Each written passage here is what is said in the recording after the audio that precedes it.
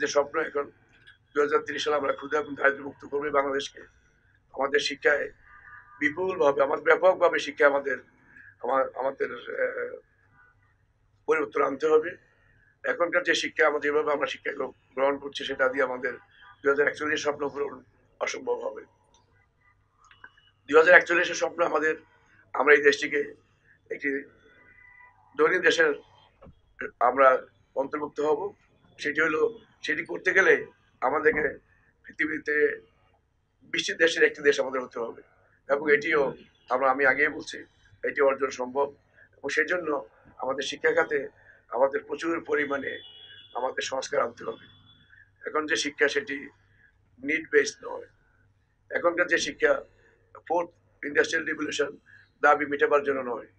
এই fourth industrial revolution দাবি মেটাতে হলে আমাদের ছেলে মেয়েদের শিখতে হবে artificial intelligence, block chain technology, material science, quantum computing, এই জাতীয় যে সমস্ত টেকনোলজিগুলা এখন এগুলোর প্রয়োজন, আমাদের সেই টেকনোলজি বেসড এডুকেশন আমাদের যেতে হবে।